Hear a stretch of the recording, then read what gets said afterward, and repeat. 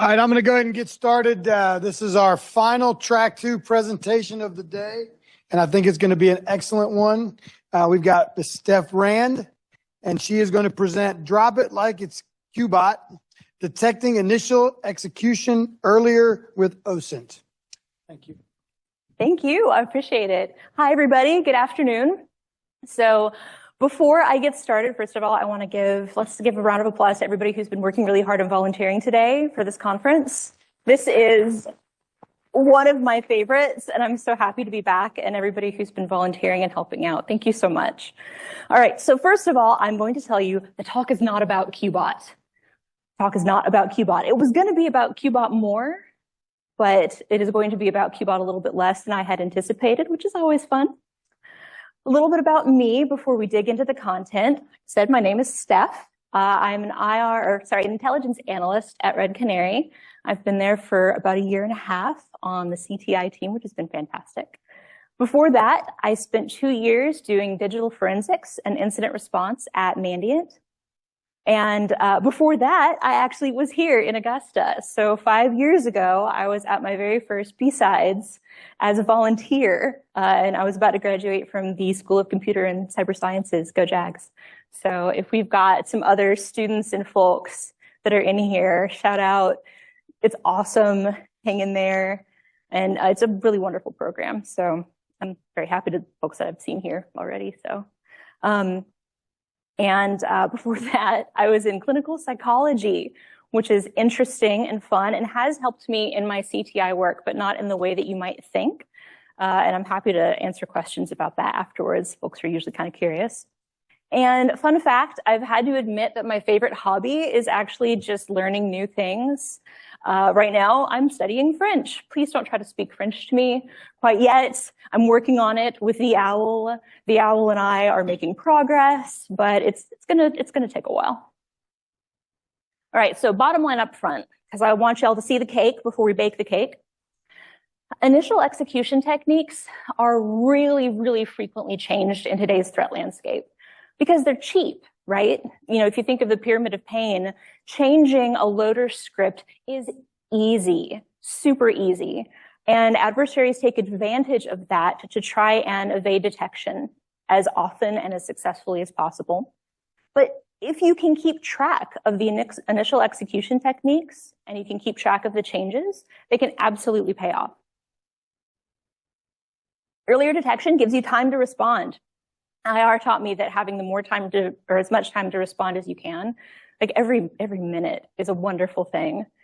And it also lets you stop follow-on activity, hopefully before it starts, right? That's the ideal. That's what we're striving for.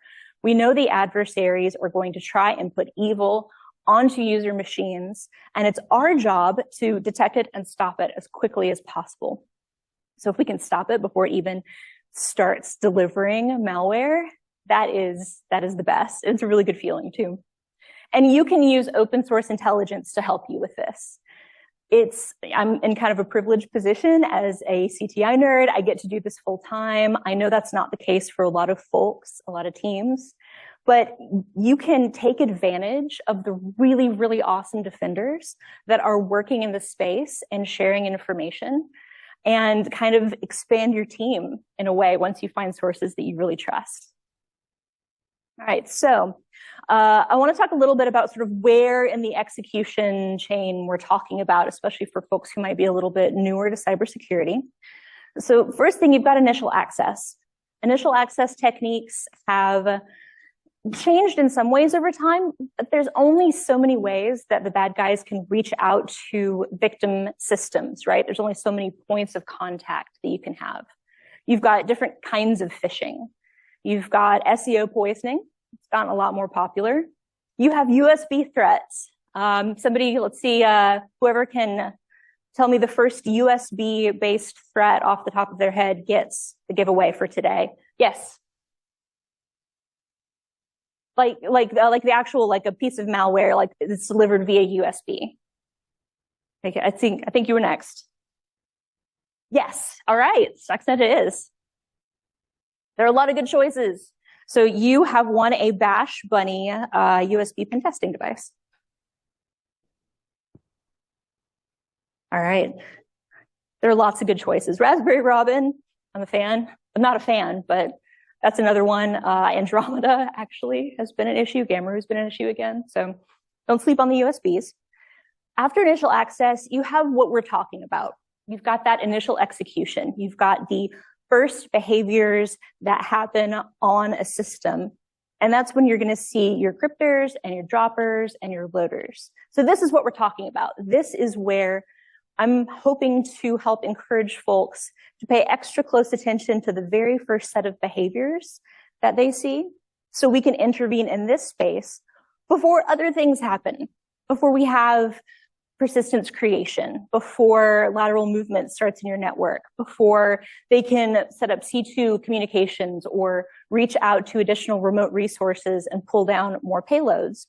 Because like I said, if you can intervene here, if you can stop it here, none of the rest can happen, which is really great. That's what we want to do. So for part one, I have a brand new bird cluster to talk about. So at Red Canary, we have bird clusters, Red Canary, so we'll have color bird.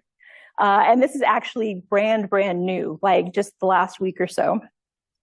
So I want to use it as an example for one single loader, one single piece of scripting delivering multiple payloads. Let's talk about Danabot first, because it's going to start with Danabot. Danabot is an info stealer that Proofpoint reported on and named in 2018. And it's been around since then. It's been fairly active, although it did drop off a little bit in activity this summer, which is interesting, and we'll come back to that. There are several different delivery methods that it uses. Phishing is very popular, as well as having it in cracked games and cracked code. And so what will happen with this, like a lot of phishes, is you'll have the phishing site, you'll have the lure, and once you interact with the lure, you'll get a zip archive with a VBS script loader, okay? So one big shout out to securitysoup.net. It's really hard on the endpoint side to get like pictures and stuff of the lures and the actual phishing pages. Because Red Canary, we sit kind of behind endpoint security solutions and do neat stuff with the data that comes in. So here's kind of what it looks like. So you've got this money unclaimed or property unclaimed. You have several layers of user interaction to lull them into a false sense of security. And then eventually you download your report with your unclaimed property or your unclaimed money. And that gives you a malicious zip with a VBS inside. And it has the same name. So you'll have this very sus directory, and you'll get a zip with the username. So it won't say username, it'll be the actual username. This is all anonymized data. And then you'll have a VBS file with the same name. And you get WScript executing from that very, very sus directory. And then Danabot goes on to use more WScript. So you get outbound netcons. You have MSI binaries that are created on disk. And then those MSI binaries execute MSI exec commands, and shenanigans ensue. You don't have to remember all of this. I just want to have this there to kind of show you what the VBS script looks like. This is from VirusTotal. It is from the enterprise version of VirusTotal, so this is from the content section. But there are so many open source sandboxes that you can go to find similar data and to take a look at the actual script. So the way it looks is you've got a bunch of junk comments to kind of bulk it out, provide some level of obfuscation. And then you've got plain text commands. Depending on the version of Danabot, you'll have different plain text commands lurking. Sometimes they're obfuscated, sometimes they're not. So in September, like last month, September, we had some activity. We saw this behavior. We saw a phishing lure with a zip archive that contains a VBS script. Okay, all right. We have good detection analytics for that. We have good detection analytics for WScript executing from a very suspect directory. This is a very familiar looking naming convention. And the VBS loader script, it was all junk comics in plain text. So the payload was not Danabot. It was Darkgate, which was surprising. We hadn't seen this kind of, these points of activity, these initial execution. We hadn't seen it with anything other than Danabot up to that point. So Darkgate, surprise Darkgate. Darkgate is like the new hotness right now, y'all. I will talk about Darkgate more than once today. So it's a very popular malware as a service loader. It started getting offered on cybercrime forums this past summer. And it's got a lot of really neat built-in features, which is why the bad guys like it. You know, they're looking for currently something that does a lot of built-in automated evil, because one of their favorite payloads has been taken off the market, as we'll talk about in a bit. And one of the key features of Darkgate and being able to tell whether or not you've got early Darkgate execution is you'll see WScript spawning this really interesting command that will include renamed curl and renamed auto-IT being created on the system. So just kind of what Darkgate looks like-ish very initially. So I thought that was weird, and I wanted to figure out what had happened. I had all these competing theories. You know, you can get very tinfoil hat. I'm sure that y'all who have been in this place where you see something you're not expecting, the theories can get crazy. I'm like, did the Danabot threat actors like create Darkgate? Are they the same people? I've never seen them in the room at the same time together. And so best place to start is looking at the data. Where does it start? We have an awesome analyst on our team, Tony Lambert, who has brought us all into the concept of the Cotton Eye Joe theory of malware analysis. Where did it come from? Where did it go? So we've got to start with where did it come from? In October, we saw that ZIP VBS naming convention, and it was definitely Danabot. So this is absolutely a Danabot payload that was ultimately delivered by what I'm going to say is a script that was written to download and continue executing additional payloads. So you've got this 253 naming convention of random characters. June, same thing, 253, it's Danabot. August, it changed a little bit. So still sus directory, still got the username, but now we've just got this 153 naming convention. That's not a big change, but it is a change, and it's a change that can be useful, can be leveraged for more information. This is still Danabot, by the way. It is absolutely still Danabot that was delivered after this thing, this loader, continued to deliver its payloads. So like I said, we get to September, we see the same pattern. We see this 151, and it is absolutely Darkgate. Since Darkgate is the new hotness, there was a lot of really, really good information sharing right off the bat. So we were able to keep track of kind of what domains were associated, what IPs were associated with Darkgate activity. So can very reliably say the payload that was going to be delivered from this loader was going to be Darkgate. And same thing. In fact, every piece of Darkgate malware or Darkgate payload that we saw in September had this 151 naming convention. And it wasn't just that, too. So like I said, remember I mentioned that the scripts look the same, like really the same, like really a lot the same. These are not the same. You've got the junk comments, you've got plain text commands, but they led to different payloads. And all of that says to me and said to us at Red Canary, this is something that's independent of the payload. This is something that you could attach a payload to, and it will deliver the payload for you. So just real quick, Red Canary clustering methodology. So to create a cluster at Red Canary, and God, this is a whole talk on its own, like threat naming and clustering is a big thing. First of all, we prefer for there to be no known community name. As you know, there are a lot of community names available to use. And threat names are all about categorizing behavior.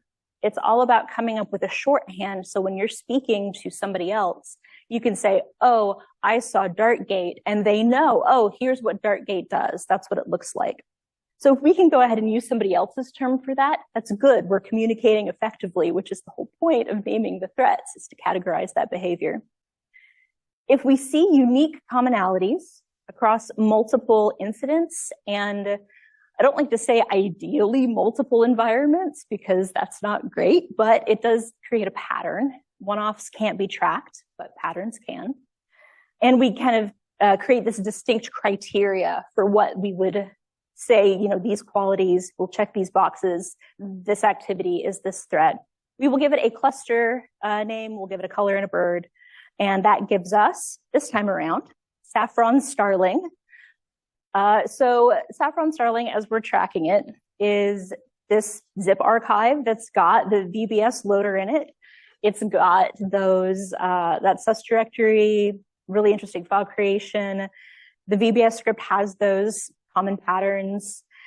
There will then be an outbound netcon to pull down additional payloads. And so far, we've only seen Danabot and Dartgate. But the nice thing about it is now we're tracking it.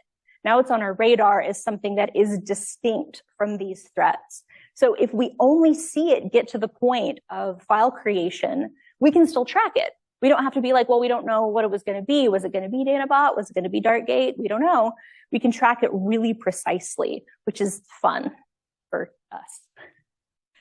I want to, of course, give some mitigation strategies. This one I'm going to come back to more than once because this is so neat. So one way to mitigate these loaders that love to exploit script execution is to create a GPO that will only let certain scripts open and execute automatically, and it will not let the others that are more high risk execute automatically. It will have them open in, say, for example, Notepad as text files. So if this VBS script gets downloaded and you have a GPO in place where VBS scripts for most users open as text files, the end. That's it. You've done it. You've cut it off at that place of initial execution. There are detailed steps. I will make sure that everybody has access to this link. We included it in a blog on bootloader earlier this year. You will need to test this, but think about it. Consider if every user in your environment needs to be able to open and execute every kind of script that there is. WSF, VBS, do they really need to be able to do that? One thing to kind of think about. And I also want to give you a detection opportunity that will work for multiple threats as well. So this is very broad strokes pseudo analytic code. So looking for WScript or CScript executing from that app data directory, and you can actually make it even more distinctive. You can have the zip file and the VBS file together because that is a pattern that we have seen other threats use. Especially if it goes on to do more stuff from that directory. If there are additional netcons or child processes or file mods, that is probably going to be worth a look in your environment. So again, like I said, you're going to need to take a look at your own environment, do some road testing, see how you feel about it. But it's an option. It's good to have options. So for Saffron Starling, final thoughts and kind of takeaways from this section. First of all, don't make assumptions. It's so hard to do. And, you know, we talk a lot and think a lot about our biases, especially as analysts and as investigators in this field. You know, we can only operate out of our own perspective. The more we can be aware of how that changes how we view things, the more we can kind of, I don't want to say rise above it, but we can work with it instead of having it cloud our judgment. It's really common, especially in the industry, to just look at all the execution as one monolithic piece of software. This is all Danabot. This is all Dartgate. But if you can kind of peel it away, sometimes you can find in certain circumstances these examples where it splits apart, which is nice. Gives us a little bit more discrete tracking. And being able to do that, being able to detect behavior early and being able to hopefully shut it down as quickly as possible helps prevent that payload execution or even that payload delivery, which is great. That gives you faster detection and it gives you broader coverage. So now let's say you've got these Saffron Starling detectors in your environment, these rules.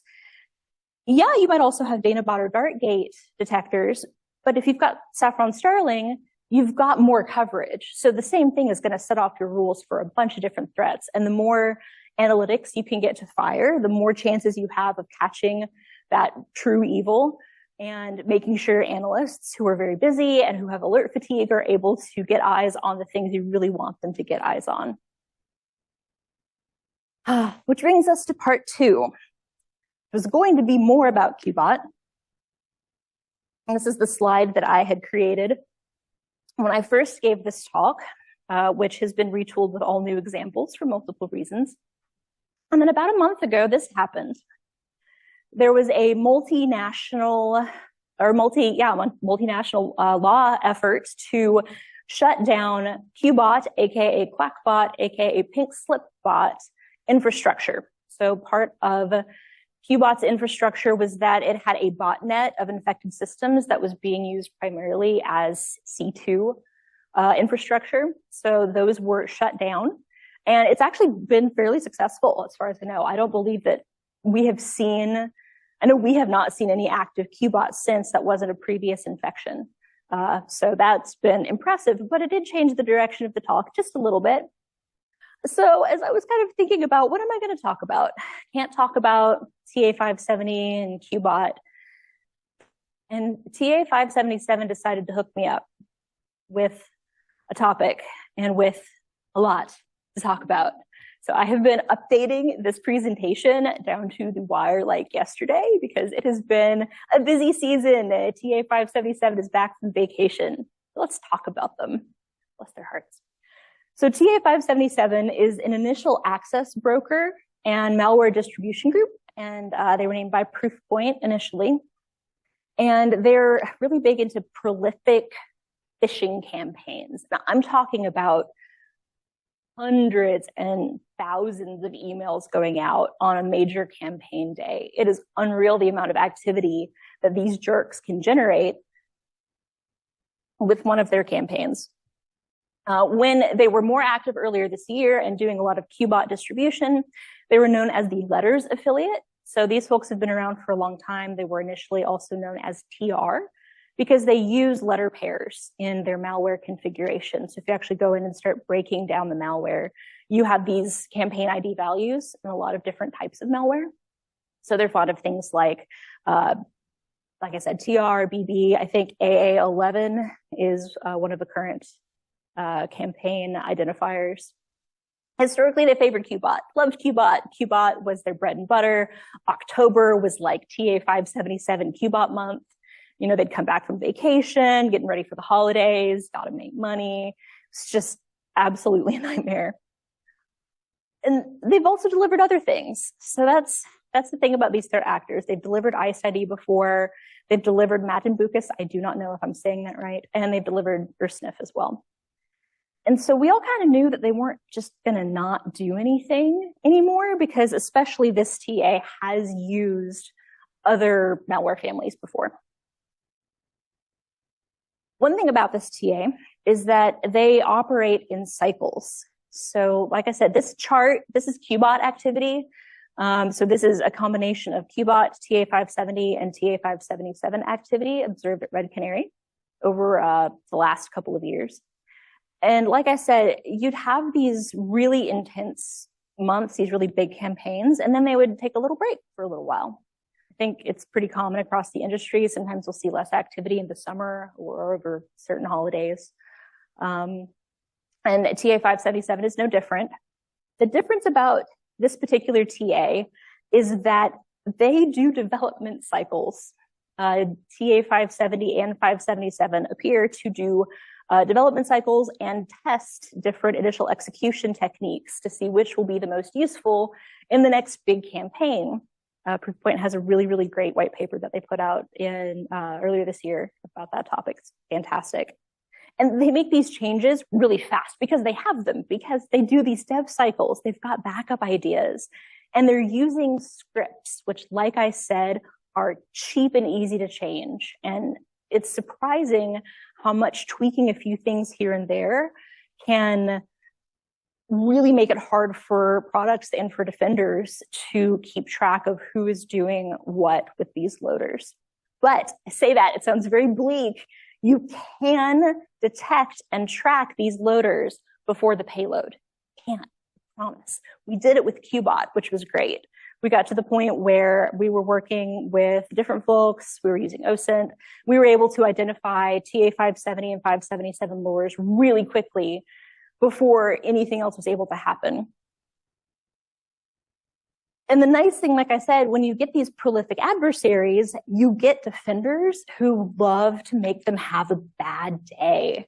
And the more of a pain the adversary is, the more people delight in just ruining whatever they can for them. So just in the last couple of weeks, and I will have more links, I have had help from all of these folks who offer their information for free online. The curated intel team is fantastic. The Cryptolamus team is fantastic. I know the bird site is a controversial thing, but so many malware researchers and CTI analysts are still really active there. Love DFIR report. I'm on abuse.ch resources like daily. They're wonderful. And the people who help contribute to those resources are fantastic analysts. And then, of course, vendor teams, folks like Proofpoint, who've originally discovered these actors and kept up with them. It's wonderful. So like I said, once you get an idea of who you might want to have on your team, so to speak, who you trust, then you can use their intel and you can just run with it. And so when on September 22nd, Deutsche Telekom CERT put out this notice that they had seen a new TA577 campaign launching a Darkgate campaign. Woo, like I said, y'all, Darkgate is the new hotness. I think there's, as far as I know, 5 or 6 current ongoing campaigns using Darkgate as their favorite payload right now. So we saw this. Deutsche Telekom does wonderful work. Their CTI team is fantastic. And so the researchers who had previously worked with Qbot and TA577 started really digging into it. Deutsche Telekom shared details of the activity that they had seen. So they shared some of the initial files that had been created. They shared the initial downloader command. And they shared, as you can see, this is the same Darkgate loader or a similar Darkgate loader that we saw before. You've got renamed curl and renamed AutoIT. And I really want to focus on, remember, going as early as we can, that first file creation and the initial downloader. So on September 26th, the loader, we're just going to call it the loader for right now, dropped iced ID. The next few slides that I'm going to click through are going to be information from ProxyLife's GitHub repos. ProxyLife is an amazing member of the Cryptolamus team, and they have been keeping up with this threat actor for years. And they do all this malware analysis. They share it. They update it like to the hour. They put it in their GitHub repo. They put it on Twitter. And I absolutely trust their analysis. And we use it really heavily because it's like having somebody who's 100% dedicated to ruining this threat actor's day on the team already. It's fantastic. So took a look at the GitHub repo, and what's going to happen as we go through the slides, you'll see a few of these things are in bold. Everything that we have already seen this loader do, as the slides progress, I'm going to highlight in bold. So based on the Deutsche Telekom data that was shared, we've already seen this admin app data local temp folder being used. We've seen curl with this weird obfuscation in it. We've seen this combination of reaching out to an IP address with this strange 3-letter identifier token maybe in the URL. And so this is kind of where we're starting with iced ID. 2 days later, we've got iced ID again, same loader. So now we've got a few more things. We've got some of the original Darkgate Deutsche Telekom CERT information along with the previous iced ID loader. So again, we've got this really interesting pdf.link initial file creation. The command has mixed case. We've got these echo and ping commands that are showing up. I love that folder so much, that directory, they love it. And they love run DLL32, and they have since before this campaign. They loved it when they were distributing Qbot too. So you start seeing the ping commands getting executed. October 1st, now we've switched payloads on October the 1st. And look at everything that we had already seen this loader do by the time we get to the next payload. Everything that that loader did on the 1st had already been publicly shared. So again, it's tricky. You've got more obfuscation. Things are a little bit different, but it makes it trackable. And I'm sure those of you that are rule-minded are seeing maybe some slightly brittle opportunities granted, especially when it comes to things like file names or string matching, regex patterns. They can be a little tricky to maintain over time, but it's a place to start. And sometimes they can actually last a lot longer than you think they will, which is fantastic. October 3rd, we have the third payload of this campaign, and it is Qbot. Qbot is very similar to Qbot. And again, new payload, but we've seen these things. We've seen this same kind of command being executed to then pull down these payloads. Now, admittedly, on the 4th, it did change a little bit more dramatically, which is going to happen. The thing about this threat actor, again, is they're very savvy. This is their job, is this distribution. And then they sell initial access to wherever they're able to get into. So they're going to change things more dramatically as their lures, as their fishes become less successful over time. But there's still details. You've still got that same directory with the same weird pdf.link file. They're still doing weird stuff with rundll.exe. And you've still got this log file. They actually used that a couple of slides earlier. And on October 5th, there's more Qbot. Again, it got a little bit more obscure. This was really interesting. They switched to JavaScript instead of the pdf.link file to execute the initial loader. But there's still patterns. And so if you're still looking for suspicious DLLs or run DLL32 execution, there are still opportunities to catch this loader before it delivers Qbot. So like I said, this is kind of summing up all of the things that we have seen. In this campaign, which has delivered so many payloads, there are still themes, there are still patterns. You've got that directory. My God, they love that directory so much. This is a great directory to keep an eye out for weird things executing from it, especially if you think that this particular threat actor might be one of more concern to your organization, or if you've seen them previously, because they love to reuse it. You've got a lot of command line obfuscation, mixed case, carrots. You've got these random ping and echo commands. They're using curl.exe, which they have also used to load Qbot in previous campaigns as well. Got run DLL32 execution. Like I said, they love run DLL32. And there's more. So these opportunities are there. And I didn't do any big fancy analysis to find this out. I'm just a nerd. And I just went and looked at what the loaders look like in the repo, because this is like my new thing, is to talk about how early can we get, how far apart can we get the payload from the first thing that happens on the system, so the payload becomes a non-issue. It's the best feeling when you see like that initial pdf.link file get downloaded and we see it and nothing else happens. It's so good. It's so awesome. I would like this for all of us. I would like for this to be the case for as many boards as maybe as possible. So I don't want to just leave you with kind of ideas for potential goals or detections and things you could look for. For this, because we're in the middle of the campaign, I don't want to give you detection opportunities that have been road tested. I am going to give you mitigation ideas. Remember that GPO I mentioned about not letting evil scripts execute in your environment? It works for this too, which is wonderful. So again, like I said, consider it, think about it. I know GPOs can be kind of abstract, but something to consider.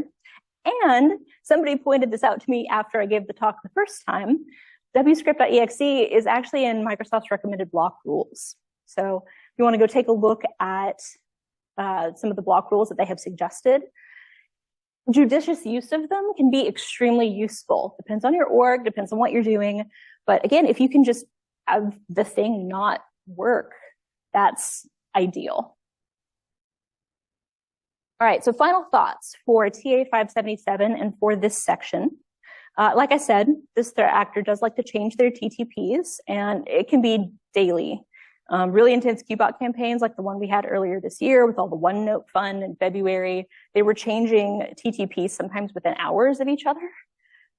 But if you follow trusted community sources, you have a huge advantage because you already know these researchers. You know, I know that as soon as TA577 starts up shenanigans, that Proxy Life and, you know, all these other researchers are going to be on it, dog on it, and they're going to get that information out publicly availably as soon as they can, because this is their passion, and I'm so grateful for it. And that initial access detection, like I've been saying, it reduces your risk. It keeps the payload from even getting onto the system in a perfect world. And also, like I said, additional mitigation strategies can help. Since script execution has been so very popular as a initial access or initial execution method, it's worth considering how you can reduce script impacts in your environment if possible. All right, as we come to the end of our time together, what are our key takeaways? You already know because we did the bottom line up front, but let's go over them again.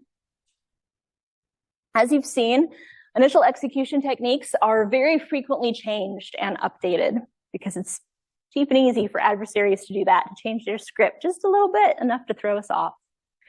But if you can get into the weeds and track these initial execution techniques, track these loaders, and separate them from their payloads, it can pay off. You can have more detection time, which is invaluable. You can potentially stop follow-on activity before it starts. And the thing that I really want to bring home is that yes, you here today can use open source intelligence to help you do this. You don't need big fancy tools. You don't need to have, you don't need to be in like the secret Slack channels that all the malware analysts are in, or on the super secret industry Discord. All of this information that I've shared with you today it's out there. It's being shared. I don't want to just say that and then not tell you what some of my favorite resources are. So I have a list on Twitter. Like I said, I'll make sure the slide is available. I'll make sure the list is available. A lot of the researchers and analysts I've mentioned already have, they're already on the list. So something to think about. I know Google is not OSINT, but your favorite trusted search engine can initially find some of these strings. I've had really good luck. We had a cryptor earlier this year that I was able to figure out was a cryptor because I was just Googling weird strings and found some awesome sandbox information that was available. So search engines can be helpful. Love VirusTotal. VirusTotal is a huge help, especially if you do not have your own dedicated malware analysis team or you want to see what other people are seeing. It's very useful for that. Love abuse.ch. Like I said, I'm on their sites on almost a daily basis. Joe Sandbox and a bunch of other publicly available sandboxes are fantastic. 2 thumbs up for CyberChef. If you haven't had a chance to play with it before, you can. If you want to do some of this analysis yourself, you can get into it. And there's a ton more options, but it really, if you're able to kind of find your own favorite sources, like I said, it just gives you so much bang for your buck in your investigations. It's almost like you've grown your team with these experts and pulled them in, which is, it's a win. It's a win for all of us. And that comes to the last of the content I have for you today. And we have time for questions. And I would love to take questions. Yes.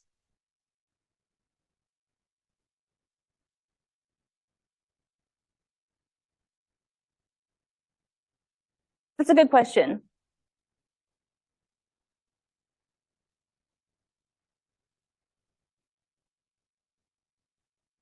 That's a good question. So the question is, for things like mixed case use, is that something that you can use to discern if the commands you're looking at or the loaders you're looking at are a specific threat actor, like TA577?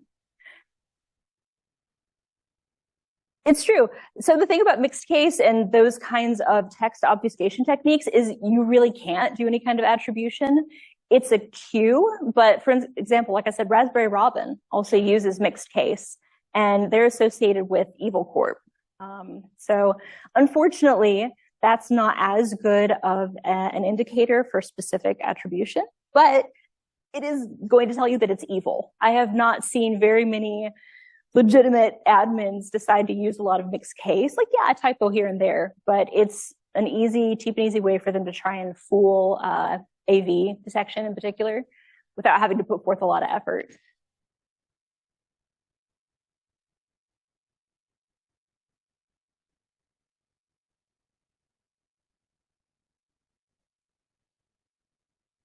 To be collaborative, that can happen. So the question is, if you've got developers that are using Easter eggs or using terms that they're very fond of or references they're very fond of, are they kind of tipping their hat a little bit? That has happened.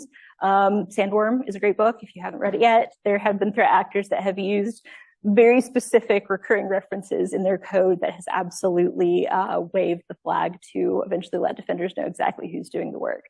So yeah, it absolutely does happen. Like with anybody who writes code, people make typos that are consistent. People have their favorite way of, putting different functions together. You can absolutely start to kind of peel those apart if you get enough access to enough data. Mm-hmm.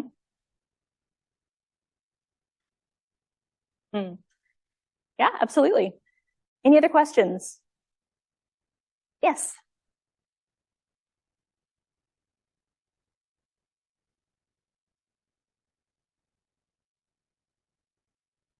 Possibly, yes. So the question is, will instituting a GPO policy to block things like, you said WScript in particular, cause a lot of problems or VBS could potentially cause a lot of problems in IT? The answer is yes, it could. It absolutely could, which is why you have to very carefully test that before rolling it out. This will not work for all scripts and all environments, especially if you do have a lot of folks that are doing legitimate dev work.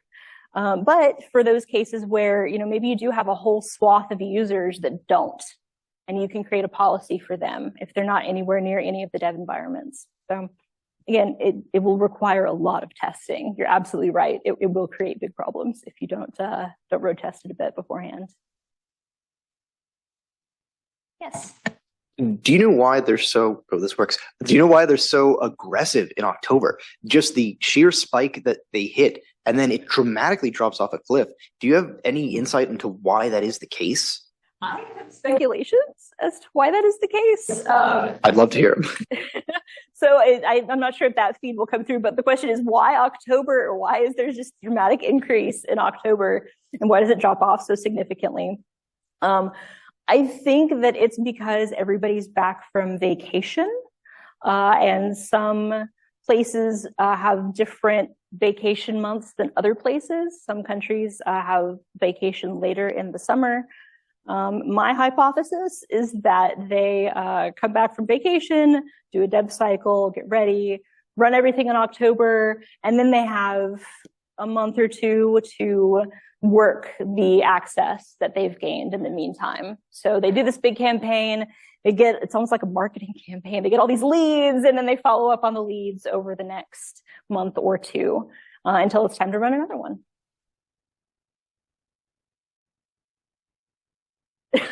Right. It's a support maintenance cycle, baby. It always kind of blows my mind how closely and how professionally organized some of these groups are. Yes, in the back. For those who are interested in entering a career in malware and intelligence analysis, what pathway would you recommend for entering the field? Good question. So the question is about what pathway would I recommend for entering the field for, you said malware analysis? Yes, ma'am. That's a tricky one because there's, how am I going to do it? It depends. I know I'm a consult person. I have to say it once. It really does. It does depend. It depends on what you're interested in. So do you want to do exclusively blue team work? Do you want to do a little bit of kind of analysis to help develop red team tools? Those pathways are going to look really different. So that would be kind of the first place I would start is, do you want to do red team, blue team, some purple team? And then just doing your best to take advantage of free resources that are available. Like I said, CyberChef is fantastic, and there's some really good courses available for CyberChef. Some are available kind of free online. I know Applied Network Defense has a really excellent CyberChef course. If you haven't taken that yet and you're interested in CyberChef, I hear it's fantastic. And so that would be my first recommendation. And then after that, it's just a matter of kind of finding good opportunities. And the thing about this field that I've noticed is everybody's path into it is different. And that's wonderful. It makes it stressful when you're trying to figure out, where is my path? How do I get in there? But the fact that everybody has kind of a different journey into cybersecurity is lovely. It gives us a lot of different perspectives. It makes it harder. You have to kind of have that internal momentum and push yourself forward. But if you can do that, you can kind of pave your own way and figure out what you want to do, what you like to do. Awesome. Thank you. Yeah, you're welcome. Good question. Any other questions? Thank you all so much. It's been such a pleasure. I hope you've had a wonderful day here at BSides Augusta. We have safe travels home. Y'all take care.